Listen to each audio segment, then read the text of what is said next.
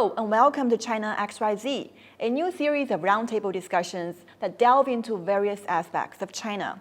I'm your host, Guo Yiming. The topic for today is the film The Wandering Earth 2, a prequel to the 2019 sci-fi epic The Wandering Earth, which is based on the short story of the same name by Chinese writer Liu Cixin. To briefly introduce the story without spoilers, the movie is about an existential crisis facing all mankind in the near future. As of March 27th, the film has grossed about $600 million and has been released in over 20 countries and regions, including the US and the UK. The film has won both box office success and critical acclaim in China. So what makes it so successful? What are the messages that the film is trying to convey? And what kind of impact will it have on China's film industry? Joining us today is a fantastic panel who will help us find answers to these questions. First of all, we have Mr. Zhou Difei, who is the director and producer of the C Unit of The Wandering Earth 2. Welcome. Hi, nice to meet you. And also we have Ms. Wang Shu. She's the producer of the science consultant team of The Wandering Earth 2. She's also the initiator of the Science and Film Exchange Program in China. Welcome. Thank you. We also have Mr. Jesse Yang. He is a freelance writer and also a sci-fi enthusiast. He's from Australia. Happy to be here. And last but not least, we have Mr. Wang Zongnan. He's also a sci-fi enthusiast and a graduate student from Tsinghua University. My honor. Thank you all for being here. I believe you all have watched The Wandering Earth 2 movie. What do you think of this movie? What did you find particularly impressive or memorable? Jesse? First up, I like that it was a prequel, not a sequel, which is unusual for a second movie in the film. And because of that, you don't really need to know anything going in. So I think that really helps the movie's chances winning over new fans. One other thing I liked about it is it has that great scope of a really fun disaster movie, which I really enjoyed, but it has a bit more brains than the usual disaster movie. I find that like a lot of the disaster movies, the big US ones that I've seen, or even any other disaster movies I've seen that have this huge spectacle, you have that heart-pumping action, but honestly, it doesn't have that hard sci-fi edge that I find so appealing here. And that speaks to the sort of global nature of the film as well, which is a really strong point. There's a really good international audience. It all works very well. It's very authentic, it feels, with the performances in the different languages. And I think when that sort of international drama is done as well, like you don't usually have all the different languages going at once to that degree, not on the scale that I've seen. And the sort of problems that the films deal with, these sort of existential threats, which is sort of Liu Cixin's stock in trade, these huge global level problems which are more timely than ever, whether it's the sort of global conflicts and or climate change or just anything that seems to happen now seems to affect us all as a race. We're talking about like AI, which comes up in the film, and I'm sure we're going to discuss that later on in the program, but that comes into it, and that maybe it's not an existential threat yet, but it is it's a challenge. It's a global challenge for all of us. So I think being a popcorn movie, being a fun movie, being a well-made movie, but also giving me some room to think, I really enjoyed that about the film. How about you, Zongnan? Well, I share the similar feelings with Jesse, and I'm not that professional, but I can share my personal feelings and personal experience as an audience. Well, I watched the movie with my parents, and I think it was a really emotional experience for my father, especially because I saw him shed tears when we see the scene where soldiers over 50 years old have to step forward. And I know he would appreciate the scene because he is a soldier himself. I'm from Sichuan, and during the Wenchuan earthquake, my father volunteered to help with the relief work. So I know that he is a man that would always tell me to be a person that contributes to the society, and he is the one that really appreciate the moments of sacrifice in the movie and to promote the greater good of humanity. And he also loved the ideal of 天下为公, the whole world, as a community. Well, the another things that I like about this movie is it's not only a sci-fi movie, it's also a story that tells people when we are facing with a big challenge, when we're facing with a dilemma, and what we need to uphold and what we need to give up. Well, that's not a lecturing lessons for the audience, but it's a discussion. It opens a discussion for the audience to think about and what is valuable and what is meaningful in our life. Yeah, these two gentlemen have shared their understanding about this film. Director Zhou, as the producer and director of the C unit of this film, what do you think are the messages that the film is trying to convey? And are there any unique Chinese values that the film is trying to deliver? I think, especially based on the director, when I first engaged with him, that he wants to bring the story or the message is the unity instead of a conflict. Because especially for a Chinese director, that we do believe in the story itself. It's something that it's the value that we're trying to promote. Because if we look around the world today, it's kind of sad that we still see a lot of conflict that's going on around the world. People killing each other over different ideas, different beliefs, and whatever the conflict is. But however, when the humanity were facing a much greater threat and danger, that they were able to become unified rather than different among each other. So I think that's the biggest difference of this movie, especially for the message that we're trying to deliver. Okay. Wang Shu, you're the producer of the science consultant team of this movie. Could you introduce the role of your team? What role did it play in the production of this movie? Well, thank you for asking.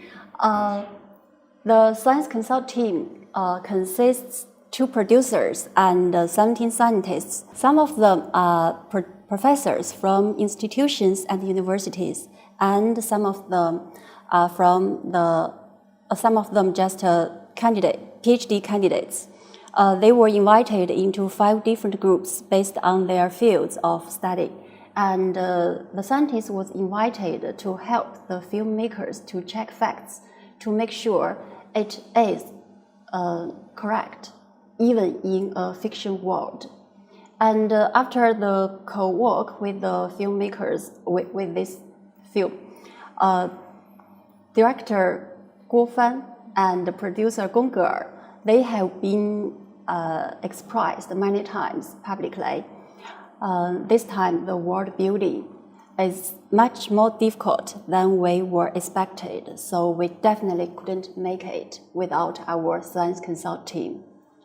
So in another word, all the scientists who are involved in a film production line, they are here to support and to give more help to make this film better. Yeah, you said in previous interviews that the collaboration between the science community and the film industry is still a rarity in China. What made your collaboration with the film happen? And do you think this collaboration will become more commonplace in future sci-fi movie productions? I would say that's a great wish, or at least that's my wish. Because if we say the history about the science fiction films, we can say like the film 2001.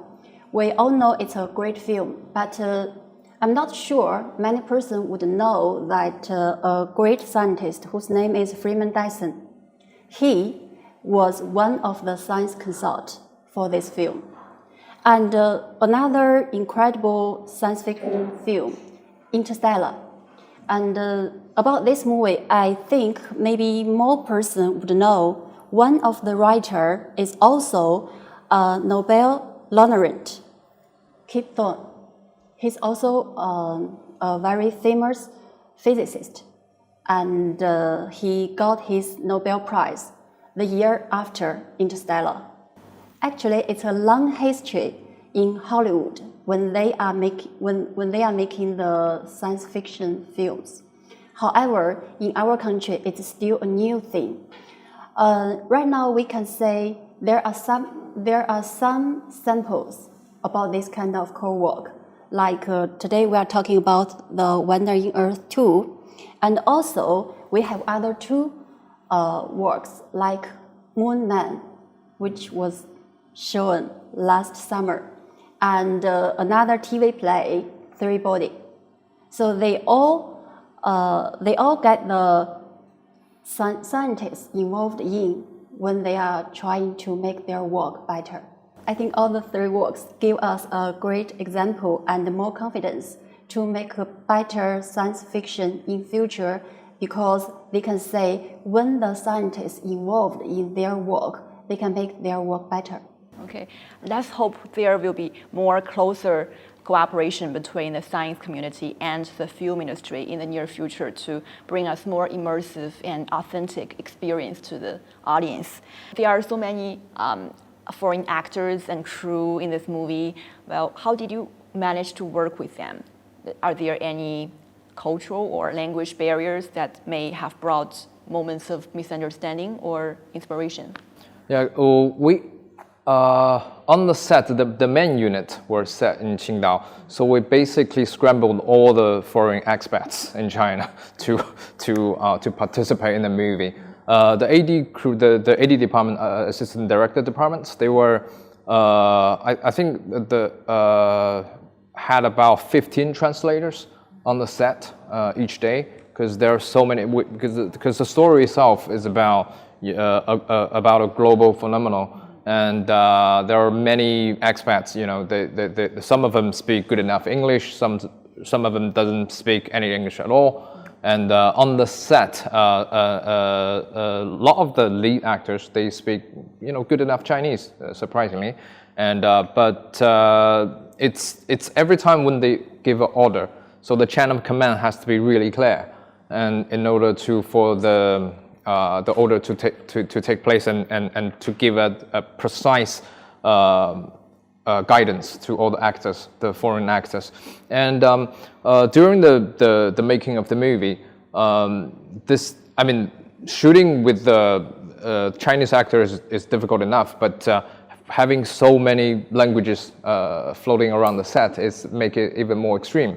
The AD department managed to give pretty much everyone a story about their background, where they come from, and what they're experiencing, especially the emotional moments. Every one of them were given details of, you know, what their background, their age, and what have they been through in the past, just to make sure that their emotions are so tied up to the story, to the movie. So I think that it is because of those international crew and actors that have contributed to the success of this movie, to make this movie more international, to have a more global reach of this movie. I believe you all are sci-fi movie fans. What is your favorite sci-fi movies, and how does it compare to this Wandering Earth 2? Some of the Hollywood movies, like Avatar, Interstellar, you have mentioned, District 9. Well, I think they're all great movies with excelling in different areas like social issues, visual effects, or philosophical depth. I think the Wandering Earth 2 is different because one, it is very realistic, because it is grounded on and humans' response to a specific crisis that happens. And I think another thing that sets the movie apart from others is that the main characters are Chinese heroes, Chinese leaders. Because I'm a student that studying international communications, so we often discuss how in Hollywood movies the main characters and leaders are white heroes or blue, avatars, but I'm just joking. But it's very rare to see Chinese or Asian protagonists taking the lead. A lot of people might argue that in Mulan movies, I think Mulan is a film that tackling against the issue that breaking free from the feudal patriarchy system instead of a Chinese hero, instead of promoting a Chinese hero. And also we know that a lot of films and movies are portraying Chinese or Asian characters in a very stereotypical way. So I think it is a very meaningful path for the Wandering Earth 2 to take to depict and break stereotypes of Chinese in the world film industry. And another thing I think is that the film really promotes the collectivist's value instead of an individualistic value that the Hollywood movie might espouses. And I think in the film there are a lot of things that are very touching. One thing is different people with different backgrounds, different culture, and different languages. They work together and they communicate with each other without any barriers. I think it is a metaphor of Babel Tower, and it's a metaphor that we need to join hand and take efforts to face the one challenge for the whole humanity. You have mentioned like the climate crisis, the climate change, and the still ongoing pandemic. That's the thing that we really are facing nowadays. And collectivist value really offers a path to solve the problems. So that's why I think it is very meaningful and different. Yeah, it's easy to draw a comparison between this movie and some Hollywood blockbusters. Some domestic film critics said that this film has achieved the same level of quality as we've seen in some Hollywood blockbusters. Do you agree with this, Director Zhou? I mean, in visual effect, we're nearing the where the Hollywood, are, but we still have a lot to pick up on. So I would say we're catching up. Mm. Well, the film has depicted a rather complicated relationship between technology and the humankind. And recently we have seen a lot of discussions around the ChatGPT, the chatbot that have aroused much attention these days. How do you look at the relationship between technology and humankind in this film? And does it reflect or signal part of this reality in the future? We can always get inspiration from science fiction films. And it seems every sci-fi film is a concern about the great technology goes wrong. So we can see a lot of nightmares in the sci-fi films. At the same time, we can see some quite warm, lovely characters in the science fiction movies too. And this time in the Wandering Earth 2, we can say a cute character, Ben Ben. It is a dog, it is a robot. And I think I want to express is, even though it's a machine, but the friendship between Ben Ben and Tu Hengyu, it brings out the best part of us as humans. So in my opinion, I think sometimes when we think the AI will outcome with some bad things, we should aware that it's not their fault. We are the inventors, we are the creator of them. So we should respect them as well as we should to live with them with respect and a good way to forge a future together. How about you, Jesse? How do you look at the relationship between technology and humankind? That's a really interesting question. I mean, social media was out for a good 10 years before the full damage and devastation that's possible through it was evident to everybody. And now with AI, we have all the positives and they're going to be immediate. And I think, I'm not here to say that it's bad, but, and this film does explore AI as well. but we see it's going to come, but well, we see the film is a prequel, and in the sequel we see what happens with the AI, you know. So at first the AI helps and is really essential to getting the project off the ground, but it does eventually sort of become a problem. So there's both sides of the coin. I like that this film is holistic in which it approaches these things.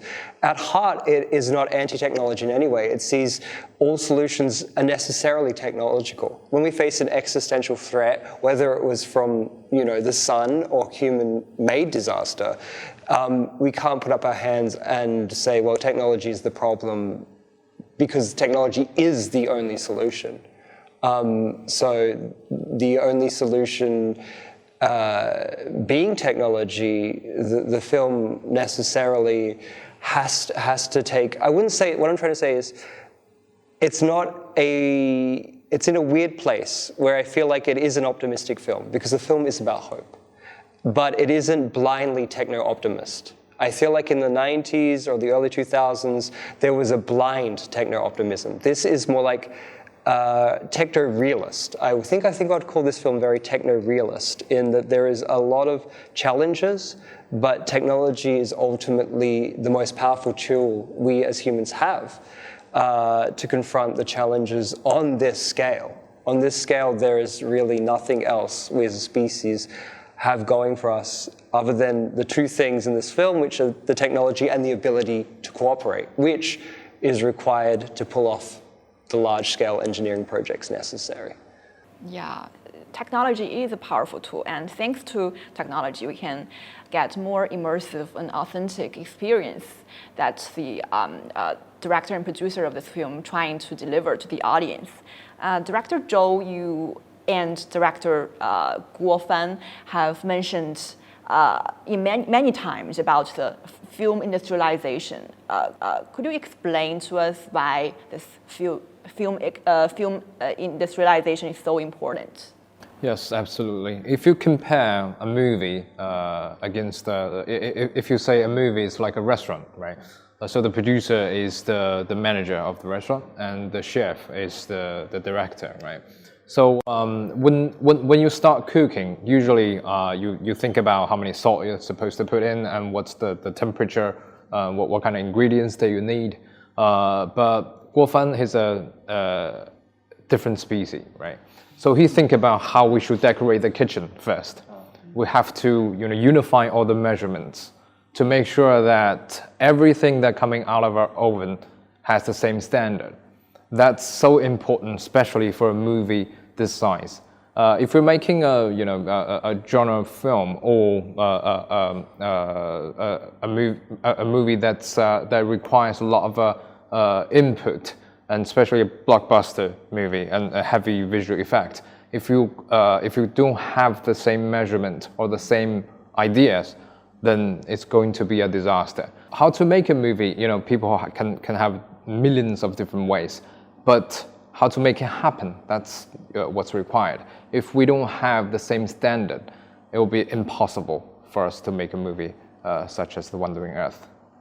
Yeah, and many have said that the film marks a milestone in China's sci-fi movies and even the entire Chinese film industry. Do you agree with this? And if so, what do you think of the future of China's sci-fi movies and Chinese film industry? Yeah, I think it opens a door that telling the world that we can do this and we can do it. Maybe not if it's not as good, but at least we're equal match. This is something that's usually when you think about it, it's kind of funny that we were having this discussion with different directors before Wandering Earth whatever taken place. We think every time we think about a Chinese sci-fi, what it's supposed to look like. And usually, that's if we see an alien walking on the street, like literally today, we probably want to phone up, Hollywood and ask the Americans what we want to do about it, because that's usually where their turf. But however, after the Wandering Earth 2 and the Wandering as well as the first one, that we know, this is something that this is the game now we're officially in. This is not just the message, but also determination. I think it opens a door for our colleagues and our the industry participators. You know, this is something that we can do, and we want to make it better. And also the third one is in the making. We're hoping, you know, that will bring the ceiling even higher. Yeah, thank you. Well, let's hope we can have the opportunity to have more films like The Wandering Earth 2 and Wandering Earth 3 that can capture our imagination and bring us more immersive experience to the global audience. Okay, so much for today's discussion. Thank you to our guest speakers who provided valuable insights into The Wandering Earth 2 and the exciting development of China's sci-fi films in general. As the Chinese film industry continues to evolve, it will be interesting for us to see how it further pushes boundaries and expands its reach beyond China's borders. Thank you again for joining us for this episode of China XYZ, and we hope to see you again. Bye.